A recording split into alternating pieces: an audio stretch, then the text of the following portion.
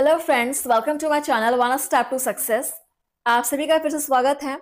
और हमारा सेशन चल रहा है पर teaching aptitude, child pedagogy, child development के sessions, KVS, NVS, UGC, NET, हर तरह के एग्जाम्स के लिए यहाँ पर आप टीचिंग एप्टीट्यूड सीडीपी के प्रैक्टिस आप कर सकते हैं। बिल्कुल, चलिए स्टार्ट करते हैं सेशन को। और हमारा पहला क्वेश्चन है, जिस कक्षा के विद्यार्थी अनुशासनहीन हो उसके बारे में आप क्या उपाय करना चाहेंगे? ऑप्शन से, कक्षा के मॉनिटर से सलाह लेंगे, इस बात पर भी विचार करेंगे कि मेरी पढ़ाने की शैली में क्या त्रुटि है, यदि है तो उसे दूर करेंगे, जो विद्यार्थी सबसे अधिक अनुशासनहीन हो उसे उन्हें शेष विद्यार्थियों से अलग अलग कर देंगे, या बी और सी दोनों।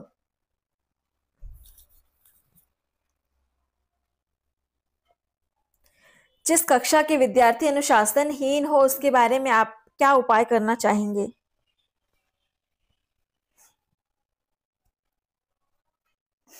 देखिए, यहां पर इस बात पर भी विचार करेंगे कि मेरी पढ़ाने में क्या त्रुटि है और यदि है तो उसे दूर करेंगे। Option B is correct. चलिए नेक्स्ट 72 नंबर क्वेश्चन, कक्षा में पढ़ाई के दौरान व्यवधान डालने वाले विद्यार्थियों को सही रास्ते पर लाने का कौन सा उपाय आप ठीक समझते हैं? उनकी शिकायत प्रधानाध्यापक से की जाए, उनको महत्व ना दिया जाए, उन्हें कक्षा में ही कठोर दंड दिया जाए, उन्हें कक्षा से कुछ समय के लिए बाहर कर दिया जाए। सारे क्वेश्चंस आपके एग्जाम में प्रीवियस ईयर क्वेश्चन से आप किसी न किसी एग्जाम में पूछे गए हैं। CTET, KVS, NVS, UGC पे नेट पेपर फर्स्ट।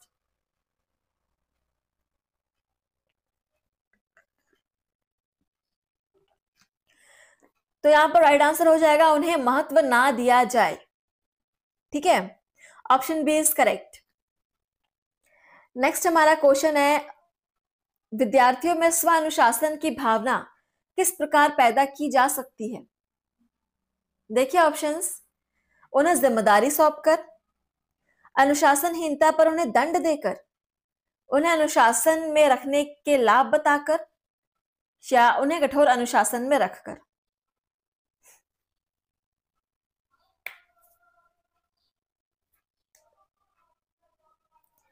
तो विद्यार्थियों में स्व अनुशासन मतलब अपने अंदर अनुशासन की भावना पैदा हो, इस प्रकार की भावना के लिए क्या करना चाहिए? एज अ टीचर उन्हें जिम्मेदारी सौंपकर, तभी वो रिस्पॉन्सिबल होंगे, रिस्पॉन्सिबिलिटीज मिलेंगी तभी वो अपने आप में रिस्पॉन्सिबल हो पाएंगे। Option first is correct.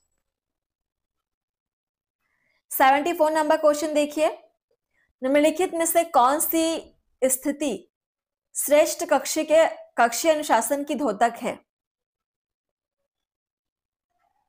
Option है, आदेश, मान्यता एवं शांति जिसका कक्षा में अवलोकन किया जा सकता है, कक्षा में अधिगम की उन्नत गतिविधि, कक्षा में अपेक्षित सहयोग एवं समूह भावना, कक्षा में विद्यार्थी का संपूर्ण विकास। चलिए, कौन सी स्थिति श्रेष्ठ कक्षीय अनुशासन की द्योतक है? कक्षा में अधिगम की उन्नत गतिविधि। Option B is correct. Question number 75 देखिए, कक्षीय अनुशासन को बनाए रखने के लिए शिक्षक का कर्तव्य है कि वह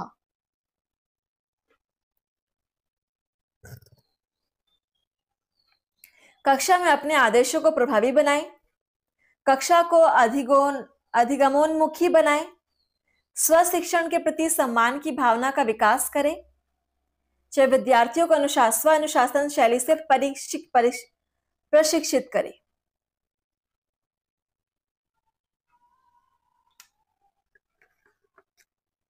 तो देखते हैं यहां पर आंसर क्या हो जाएगा। कक्षीय अनुशासन को बनाए रखने के लिए शिक्षक का कर्तव्य यह है कि वह विद्यार्थियों को स्व अनुशासन शैली में प्रशिक्षित करे। Option D is correct. चलिए, अब यहां से आपका टॉपिक चेंज हो रहा है फ्रेंड्स। यहां से एक नया टॉपिक स्टार्ट कर रहे हैं हम, और टीचिंग एप्टीट्यूड का ही टॉपिक है बाल विकास व शिक्षा शास्त्र, child development and child pedagogy की क्वेश्चन यहाँ से हम सॉल्व करेंगे। देखिए पहला क्वेश्चन है, प्राथमिक स्तर पर एक शिक्षक में निम्नलिखित में से किसे सबसे महत्वपूर्ण विशेषता मानना चाहिए? धैर्य और दृढ़ता, शिक्षण पद्धतियों और विषयों के ज्ञान में दक्षता, अति मानक भाषा में पढ़ने में दक्षता, पढ़ाने की उत्सुकता। थोड़ा फास्ट चलेंगे।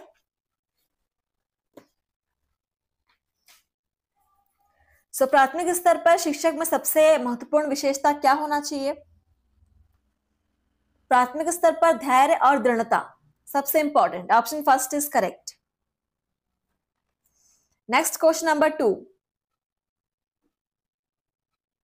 चलिए, एक शिक्षक अपने लोकतांत्रिक स्वभाव के कारण विद्यार्थियों को पूरी कक्षा में कहीं भी बैठने की अनुमति देता है।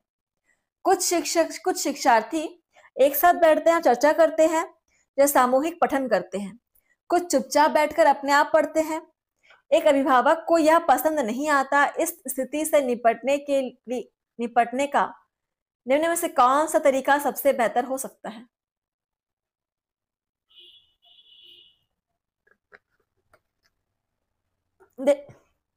देखिए ऑप्शंस। अभिभावकों को प्रधानाचार्य से अनुरोध करना चाहिए कि वे उनके बच्चे का अनुभाग बदल दें। अभिभावकों को शिक्षा पर विश्वास व्यक्त करना चाहिए और शिक्षक के साथ समस्या पर चर्चा करनी चाहिए। अभिभावकों को उस विद्यालय से अपने बच्चे को निकाल लेना चाहिए। अभिभावकों को प्रधानाचार्य से शिक्षक की शिकायत करनी चाहिए।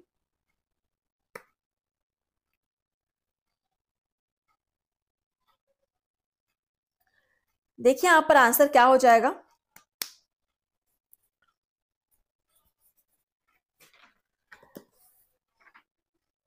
अभिभावकों को शिक्षक पर विश्वास करना चाहिए, ट्रस्ट करना चाहिए और शिक्षक के साथ समस्या पर चर्चा करनी चाहिए। सबसे उचित आंसर हो जाएगा ऑप्शन बी। चलिए नेक्स्ट हमारा क्वेश्चन नंबर 3 देखिए। वह व्यवस्था जब बच्चा तार्किक रूप से वस्तुओं व घटनाओं के विषय में चिंतन प्रारंभ करता है, क्या अवस्था कहलाएगी? ऑप्शन है औपचारिक संक्रियात्मक अवस्था, पूर्व संक्रियात्मक अवस्था, मूर्त संक्रियात्मक अवस्था, संवेदी प्रेरक अवस्था।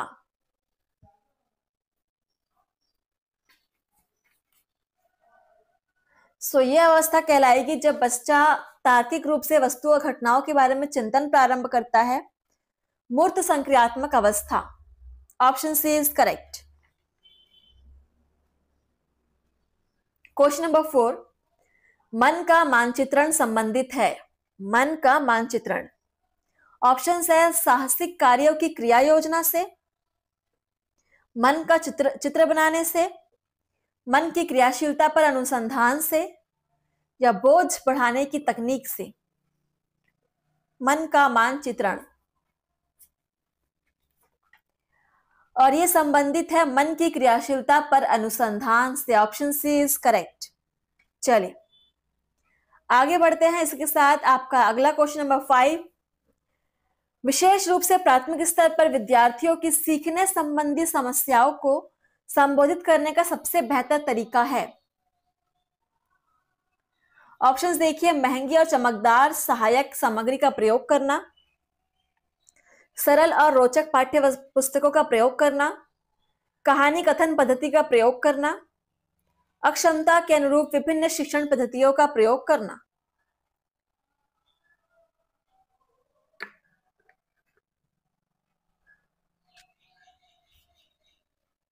चलिए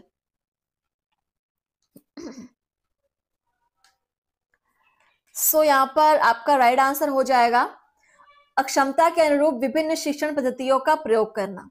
ऑप्शन डी इज करेक्ट, बिल्कुल। एंड नेक्स्ट क्वेश्चन है आपका, निम्न में से कौन सा शिक्षार्थियों में सृजनात्मकता का पोषण करता है?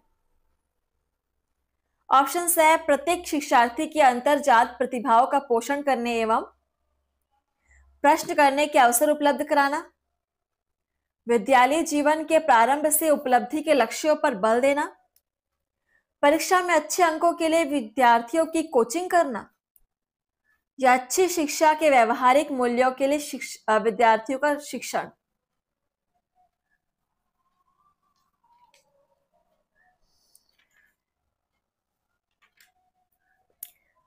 तो देखिए, इनमें से कौन सा शिक्षार्थियों में सृजनात्मकता के पोषण के लिए उपयोगी है?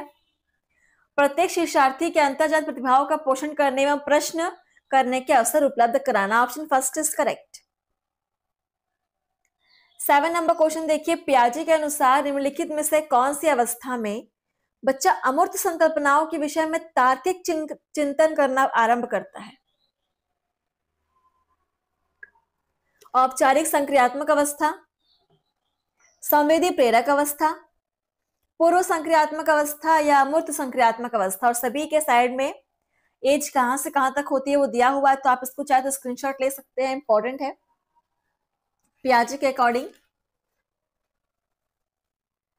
तो कौन सी अवस्था है जब बच्चा अमूर्त संकल्पनाओं के विषय में तार्किक चिंतन करने लगता है? बिल्कुल, मूर्त संक्रियात्मक अवस्था में जब एज होती है 7 से 11 वर्ष की। Option D is correct. 8 number question, सीखना समृद्ध हो सकता है यदि कक्षा में अधिक से अधिक शिक्षण सामग्री का प्रयोग किया जाए, शिक्षक विभिन्न प्रकार के व्याख्यान और स्पष्टीकरण का प्रयोग करे, कक्षा में आवधिक परीक्षाओं का अपेक्षित ध्यान दिया जाए, वास्तविक दुनिया से उदाहरणों को कक्षा में लाया जाए, जिससे विद्यार्थी दूसरे से अंतःक्रिया करे और शिक्षक उस प्रक्रिया को सुगम बनाए।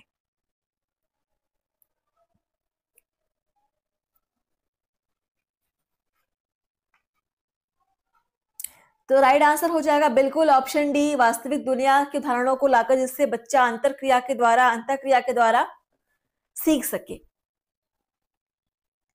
क्वेश्चन नंबर 9 देखिए, निम्न में से कौन से कथन को सीखने की प्रक्रिया की विशेषता नहीं मानना चाहिए?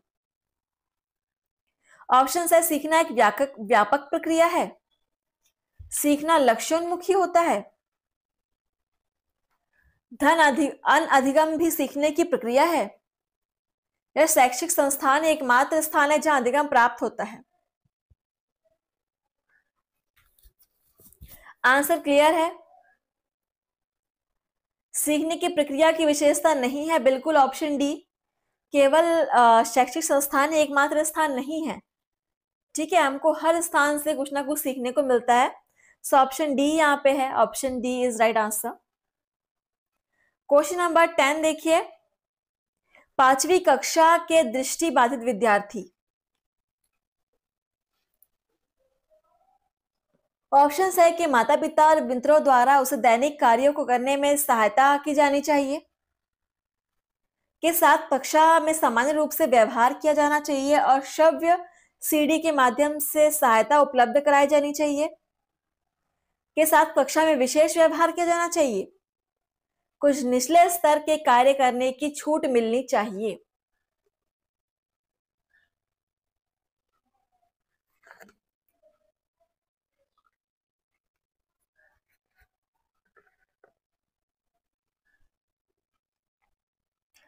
क्वेश्चन नंबर 10, 5वीं कक्षा के दृष्टिबाधित विद्यार्थी को के साथ कक्षा में समान व्यवहार किया जाना चाहिए और श्रव्य सीडी के माध्यम से सहायता उपलब्ध कराई जानी चाहिए। Option B is correct. आगे बढ़ते हैं, 11 नंबर क्वेश्चन देखिए, निम्न में से कौन सा बच्चे की सामाजिक मनोवैज्ञानिक आवश्यकताओं के साथ संबंध नहीं है? संवेगात्मक सुरक्षा की आवश्यकता, शरीर से अपशिष्ट पदार्थों का नियमित रूप से बाहर निकलना, सानिध्य की आवश्यकता या संगति की आवश्यकता, सामाजिक अनुमोदन अथवा सराहना की आवश्यकता।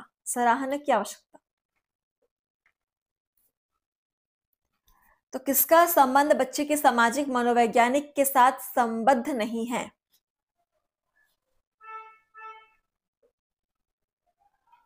शरीर से अपशिष्ट पदार्थों का नियमित रूप से बाहर निकालना, इसका कोई संबंध नहीं है। Option B is correct. Next question number 12 देखिए, वह कौन सा स्थान है जहां बच्चे के संज्ञानात्मक विकास को सबसे बेहतर तरीके से परिभाषित किया जा सकता है? ऑप्शन है विद्यालय एवं कक्षा पर्यावरण, सभागार, घर या खेल का मैदान।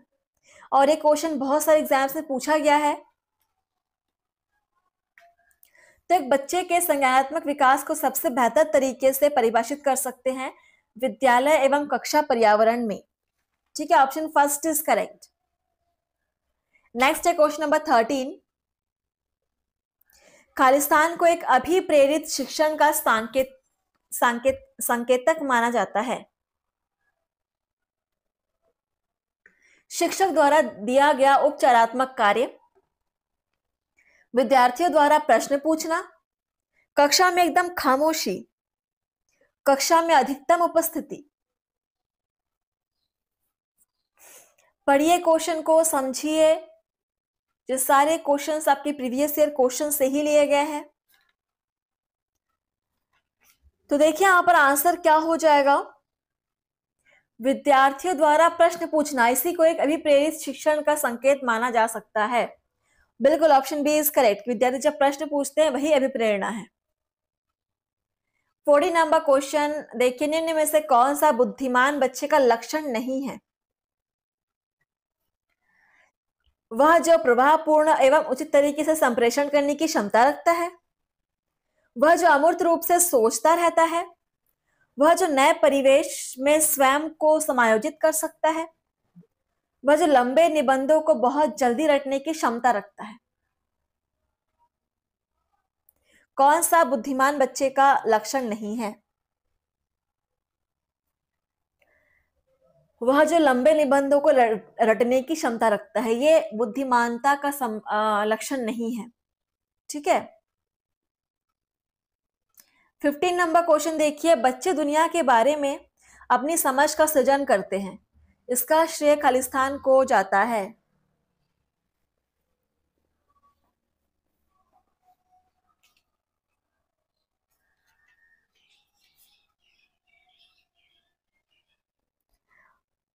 पियाजे।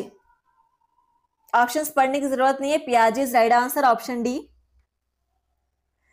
16 नंबर क्वेश्चन देखिए, कृतिका अक्सर घर में ज्यादा बात नहीं करती लेकिन विद्यालय में वह काफी बात करती है, तो यह दर्शाता है कि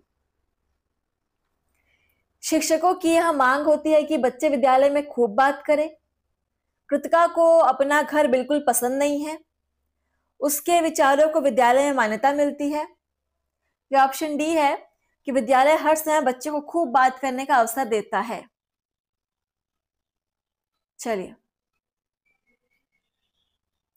कृतिका घर पर ज्यादा बात नहीं करती लेकिन स्कूल में वह खूब बात करती है, तो क्या दर्शाता है कि उसके विचारों को विद्यालय में मान्यता मिलती है।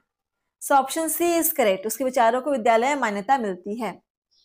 17 नंबर क्वेश्चन देखिए, एक शिक्षक को अपने विद्यार्थियों की क्षमताओं को समझने का प्रयास करना चाहिए। निम्नलिखित में से कौन सा क्षेत्र इस उद्देश्य के साथ संबंध है? सामाजिक दर्शन, मीडिया मनोविज्ञान, शिक्षा मनोविज्ञान या शिक्षा समाज शास्त्र।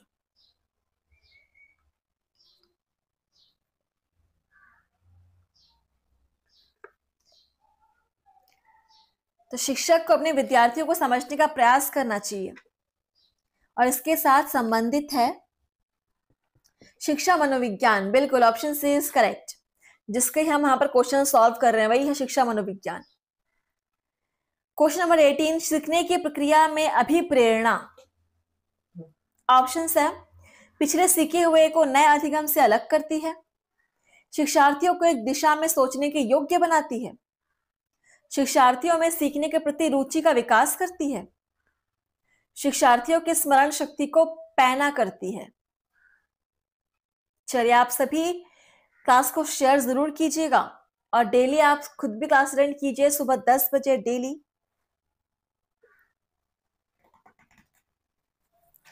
देखिए यहां पर आंसर हो जाएगा आपका, शिक्षार्थियों में सीखने के प्रति रुचि का विकास करती है अभिप्रेरणा। So option C is correct. 19 number question देखिए, शिक्षा के क्षेत्र में पाठ्यचर्या शब्दावली खालिस्तान की ओर संकेत करती है।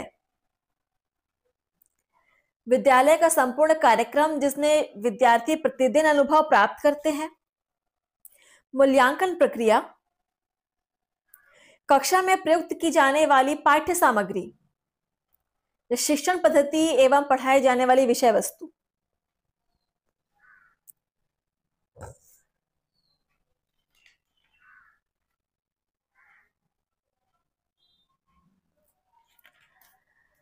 तो शिक्षा के क्षेत्र में पाठ्यचर्या जो शब्दावली है, विद्यालय का पाठ्यचर्या, विद्यालय का संपूर्ण कार्यक्रम जिसने विद्यार्थी प्रतिदिन अनुभव प्राप्त करते हैं वो है पाठ्यचर्या, पूरा विद्यालय का पूरा एक दिन का समय। नेक्स्ट क्वेश्चन नंबर 20, निचली कक्षाओं में शिक्षण की खेल पद्धति मूल रूप से आधारित है। शिक्षण पद्धतियों के सिद्धांतों पर, विकास एवं वृद्धि के मनोवैज्ञानिक सिद्धांतों पर, शिक्षण के समाजशास्त्री सिद्धांतों पर, शारीरिक शिक्षा कार्यक्रमों के सिद्धांत पर।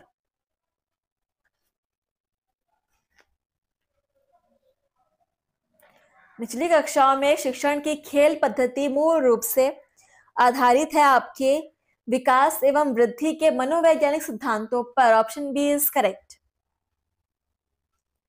एंड अगला क्वेश्चन नंबर 21, एक बच्चा अतीत की समान परिस्थिति में की गई अनुक्रियाओं के आधार पर नई स्थिति के प्रति अनुक्रिया करता है, यह किससे संबंधित है? सीखने का प्रभाव नियम, सीखने की प्रक्रिया का अभिवृत्ति नियम, सीखने का तत्परता नियम, सीखने का सादृश्यता नियम।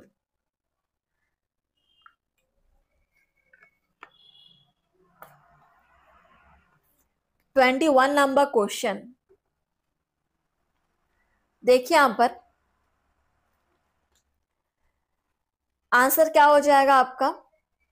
सीखने का प्रभाव नियम। ठीक है, बिल्कुल ऑप्शन फर्स्ट इज करेक्ट। और अगला हमारा क्वेश्चन 22 नंबर, खालिस्तान प्रतिभाशाली होने का संकेत नहीं है। ऑप्शंस है दूसरों के साथ झगड़ना, अभिव्यक्ति में नवीनता, जिज्ञासा, सृजनात्मक विचार।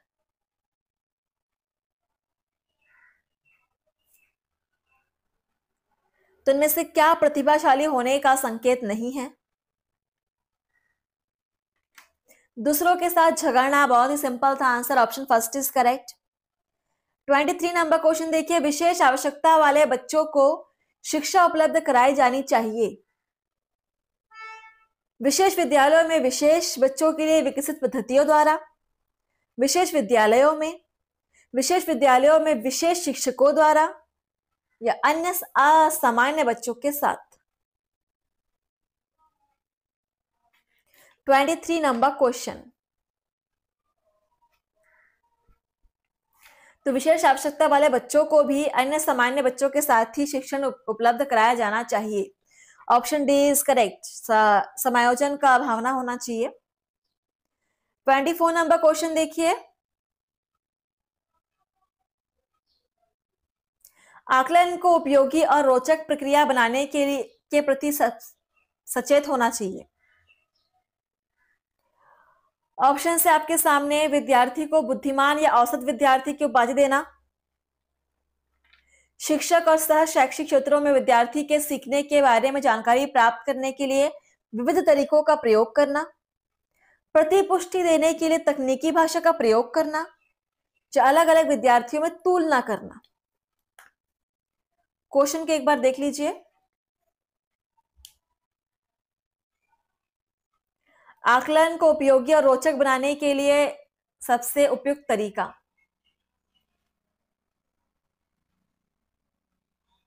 Option B is correct. चलिए अगला क्वेश्चन देखिए, डिसलेक्सिया किससे संबंधित है? आईएमपी क्वेश्चन भी है और एग्जाम में कई बार पूछा गया है। ऑप्शन है गणितीय विकार, पठन विकार, व्यवहार संबंधी विकार, या मानसिक विकार।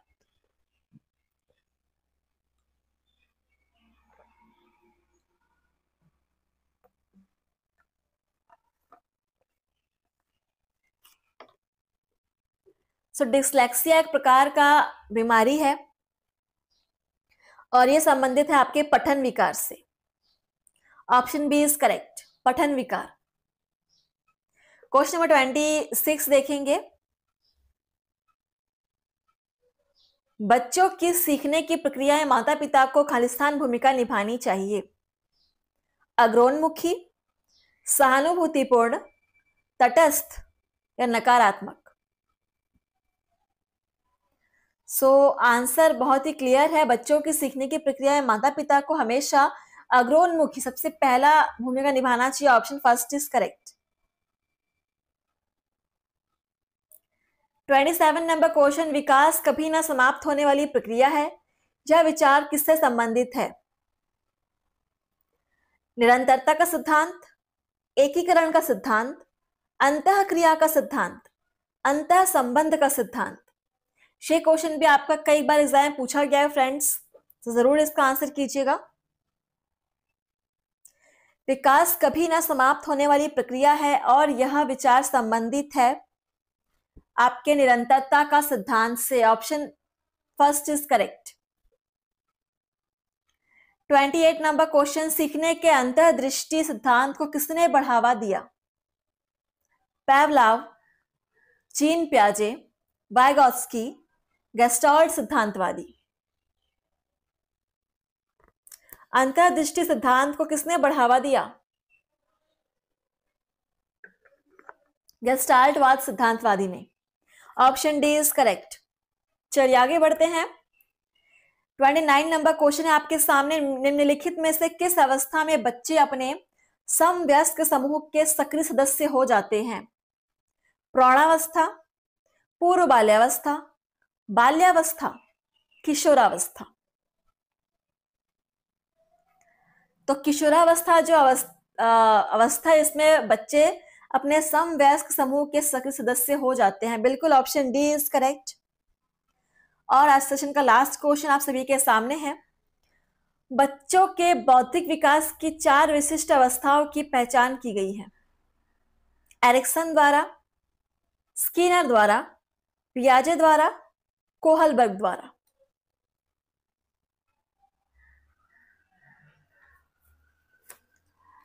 तो इसकी पहचान की गई है पियाजे द्वारा। Option C is correct. तो चलिए सेशन आपका यहीं पर समाप्त होता है। मिलता है आपसे नए सेशन में बहुत सारे नए क्वेश्चंस के साथ, और आप इसी तरह से पढ़ते रहिए, डेली क्लास रन करते रहिए। थैंक यू फ्रेंड्स, धन्यवाद। वीडियो अच्छी लगी तो प्लीज लाइक कमेंट शेयर जरूर कीजिएगा।